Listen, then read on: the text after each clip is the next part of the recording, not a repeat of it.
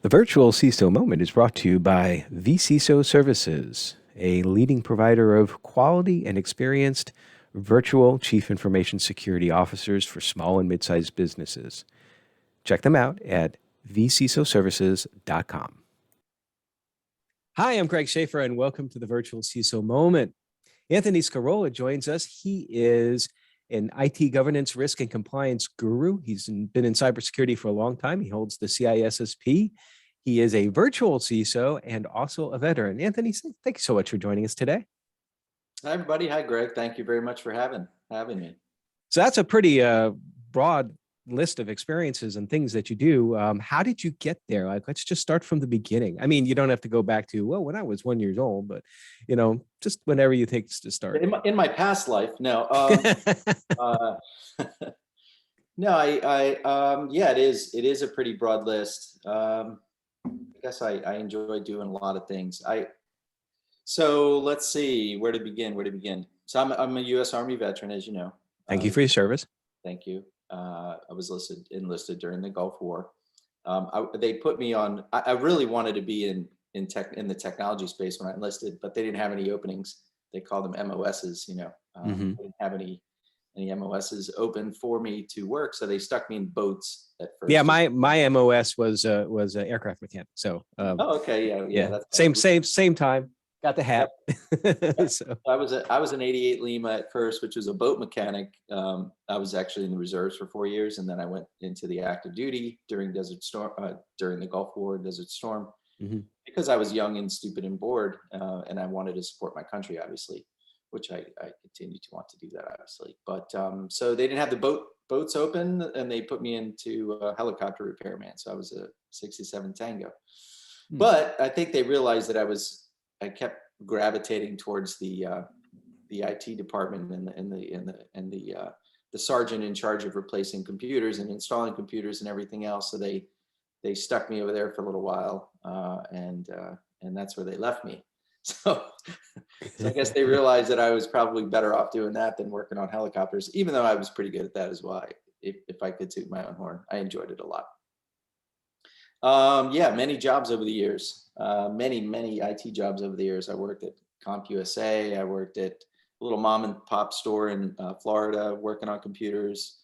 And I've worked at, I would say the most, I would say the job that really kind of kicked it off for me was in electronic systems. When I got out of the Army, I worked for a network integrator called Electronic Systems at Virginia Beach. And basically I worked to pay Microsoft and Cisco salaries by installing their infrastructure and servers all over town. That was very enjoyable for me, though. And I would say that is what kicked off my career into banking, which was one of my clients when I was at Electronic Systems was a bank in Hampton, Virginia, a small bank in Hampton, Virginia called Harbor Bank. And they were being acquired by Town Bank.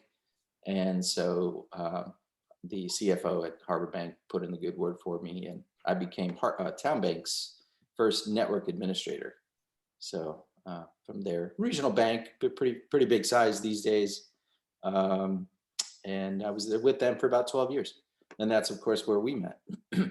Yeah, we met on the, we were both part of FSISEC. In fact, this is one of those unique things where the two co-founding chairs of the FSISEC's Community Institution Council were you and me. And that was a great time. Can you believe that was 10 years ago? No, I cannot. Actually, time goes by very, very quickly. Very quickly. So then you were at Town Bank, and then where did you go from there? Yeah, so at Town Bank, the first 6 years of that time, I was in IT. Second half of the time, I was in risk management. I was the information security officer, corporate information security officer. So I did get the CISO title there for 6 years. And then from there, I had an opportunity I could not refuse in Cincinnati, Ohio, to work for Fifth Third Bank and to develop their second line IT information security risk management program within the second line of defense, enterprise risk. So I went there for a couple of years. That was a great success. And then I wanted to kind of expand that those skills that I have in helping other institutions as much as possible. So I got picked up by an old time friend working for Accenture, actually another friend that we both know that from the FSISAC group. So I worked for Accenture for a couple of years as a senior security consulting engineer manager, working for banks and even some insurance institutions across the United States, some fairly large banks and some fairly large insurance companies. Did that for almost 2 years. Decided I wanted to try my hand at consulting on my own. So I started the Security Connect LLC, security IT security consulting business, and was picked up by my current employer in New York City. So I've been with them. I've been with the bank in New York City for over 2 years now. That's quite a path. And you're also a virtual CISO too, right? I am virtual CISO as well. Yes, yes, yeah, yeah. I would say to summarize my career, really, so far, I guess you could really think of me as an IT or information security risk translator. Heavy focus on information security. Obviously, I'm degreed in cybersecurity. My bachelor's degree is in cybersecurity. I would say I help leaders and employees really become more aware of IT and information security risk and address it, but commensurate in line with their risk appetites and, of course, budget. I think that's a great describer for what we try to do in information security risk management, where we're a translator in like a couple of instances. First of all, if you look at translating between technology and the C-suite, I just had a little bit of conversation back and forth on a LinkedIn chat about that the CISO basically, they can't go up to the board and to the C-suite and talk IT security lingo. They need to be able to talk business lingo. So there's that translation there. Like you have this number of firewall blocks. What does that mean to the business? What's the cost exposure?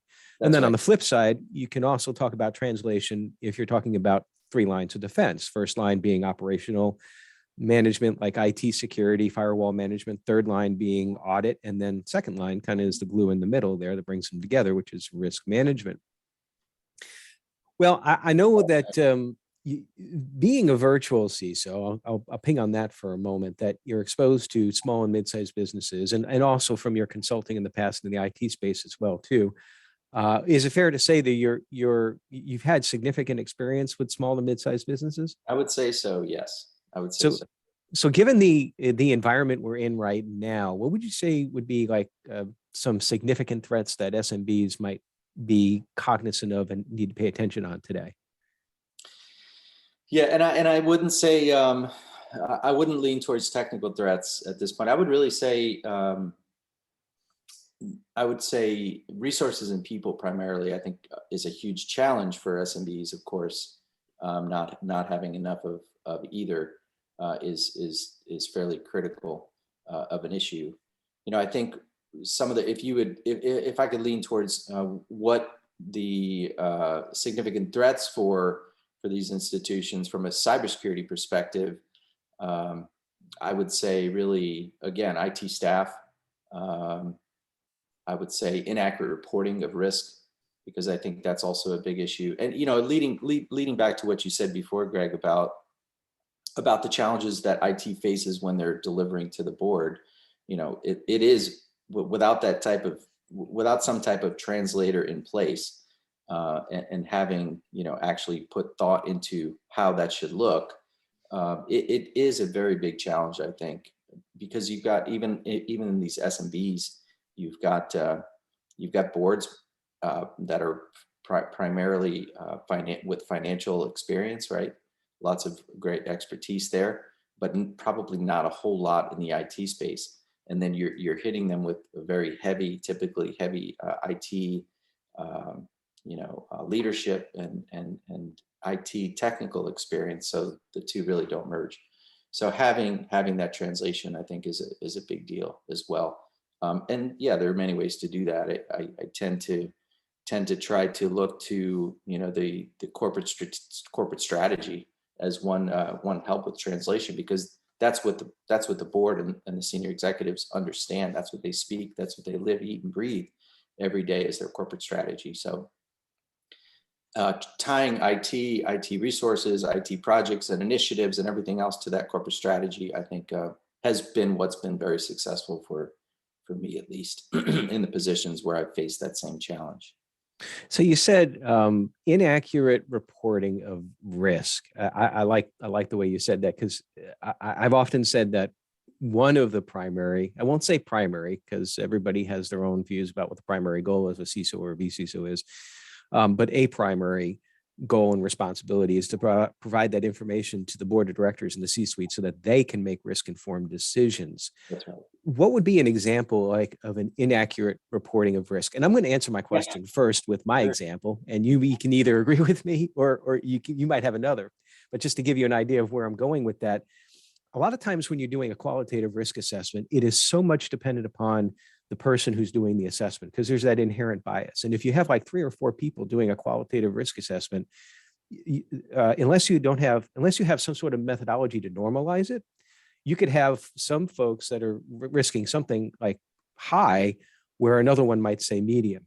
So is that where you were going with that, or did you have something else in mind?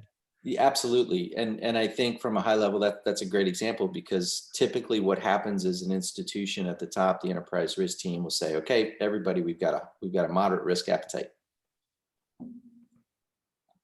And for 6 to 12 months, people are going, well, what is that? What does that mean? You know, and I think as leaders in information security, in the information security and IT management, risk management space, what we are tasked with doing is defining what that means, right? Mm-hmm. And then teaching and instructing and making aware the boards and the senior management teams of what we think that means. So management should present that initially before any metrics are presented, to show, okay, here's what our low is going to look like, here's what our medium is going to look like, and here's what our high is going to look like. And it could be as, I've seen many institutions, especially in the financial services space, making that look very conservative. So, your lows and mediums will ultimately have very low numbers in them, right? So I think that's one of our responsibilities really in that space, is to make sure that our senior management teams are really aware of what medium looks like from an information security risk perspective. And then once we have that framework, if you will, then we can start plugging in the numbers, right? And it has to be done on a metric by metric basis. So developing that framework out and then continuing to make our boards and senior management teams aware of what medium looks like, and why we need to continue to get out of the red, right? I think is one of the greatest things that we can do as IT management teams. I think that one of the more difficult things, at least in my experience that I've had with talking with C-suites and boards, is I'll come in and I'll ask the question, what's your risk appetite? And they're like, well, we want to be risky enough to make money, but we don't want to be too risky to lose money, or something like that. Well, how can you quantify that? And it's like, well, I'm not really sure. I struggle with this one. I'll be quite honest, in advising firms about a way to develop a risk tolerance, risk appetite statement. I think in financial services, it might be a little bit easier because we deal with those, what are there, 8 major categories of risks, give or take. There's like liquidity and that's right. Credit. Liquidity and I can never remember them. Credit's one, operational, reputational. Operational. Yeah.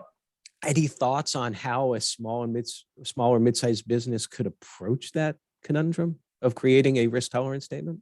Yeah, and again, I think it goes back to sitting around the table with the right folks. You're bringing in a consultant as well, because we do that a lot for institutions, of course, and sitting around the table and again looking at each metric to say, okay, for medium, it's going to look like this. My vulnerabilities are going to be below X.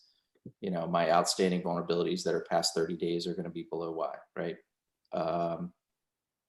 My percentage of downtime for critical servers is going to be X. By my, from a backup BCDR perspective, my RTOs are, we're gonna be meeting our RTOs, and with certain amount of percentage per month. Or testing, you could tie it to testing as well. So looking at all the metrics individually, and then presenting that back up to senior management as, here's what our medium risk tolerance looks like. This is what we're going to accept, and creating those bands, those levels and bands.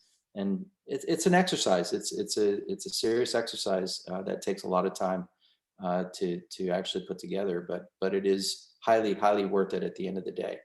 And the other beautiful thing about it is when regulators look at this, obviously it helps with protecting the institutions, but regulators love it as well, not because it's perfect, but because you have something in place. You know what I mean?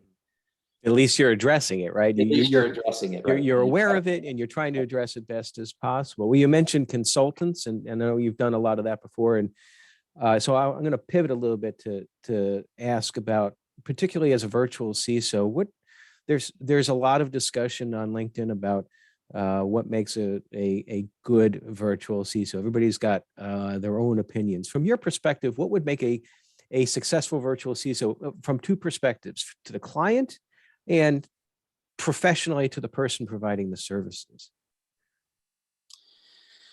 I think one of the things for me that I haven't really given that a lot of thought, I would say, but I would say that one of the things for me personally that has helped me to excel in any position that I've been in, from a consulting perspective, starting off with when I worked at Electronic Systems many years ago, was that I put myself, I basically put myself in one of their employees' positions.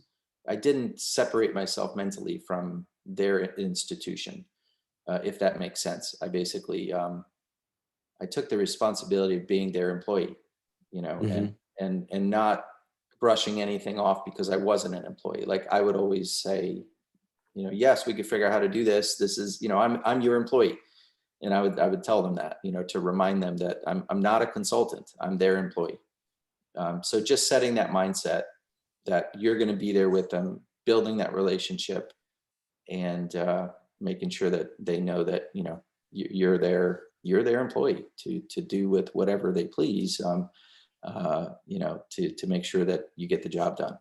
So I think it's really just about building the relationship primarily, having a good, strong relationship, reaching out to them when you know that there might be issues coming down the pike, whether those are, regulatory issues, or whether those are cyber threats, various intel that you hear about on the cybersecurity side of the house, keeping them aware and abreast of things, and not brushing anything off because you're a consultant.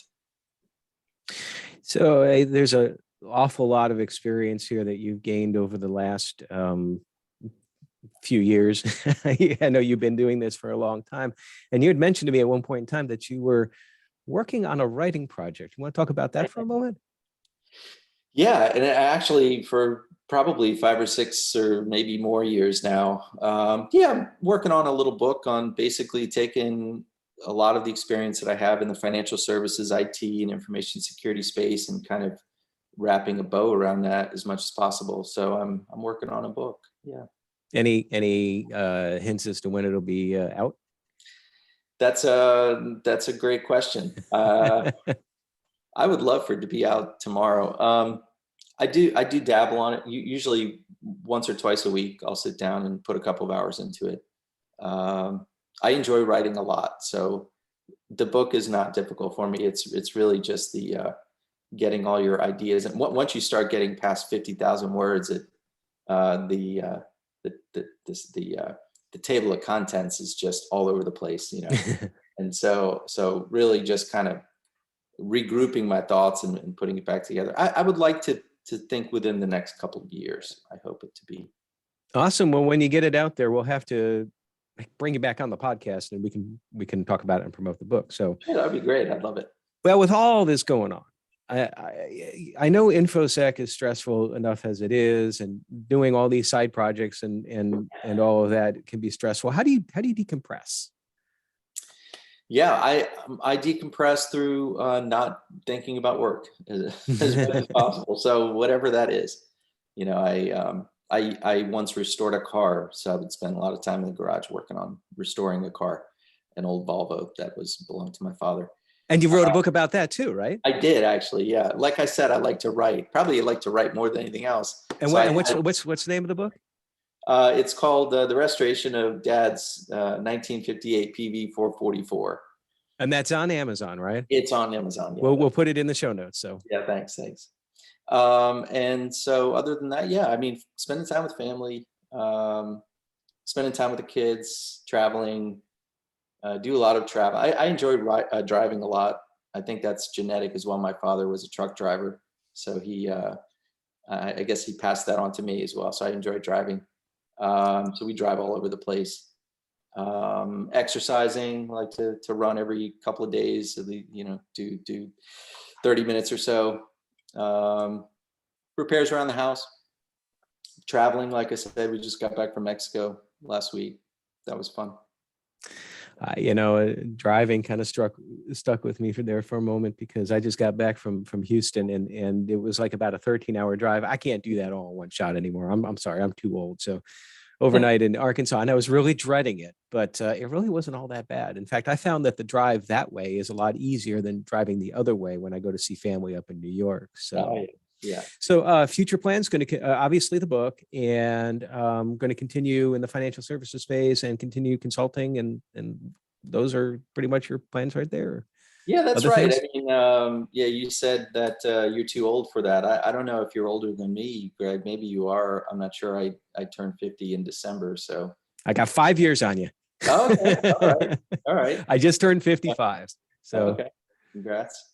Yeah, I think future plans, God willing, would be consulting full time. I think I would enjoy that very much. well, Continue writing. I enjoy writing very much as well, of course. Spending time with the family. I am also working on the ABA's Certified Enterprise Risk Professional certification, so I look to hopefully knock that out next year, and to learn about all those other financial services risks that we were trying to figure out. which I could never remember. So. Yeah, that's right. Yeah, that's pretty much it.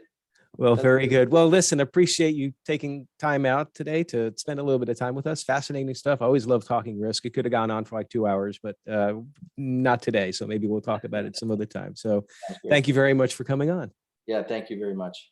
And everybody else, stay secure.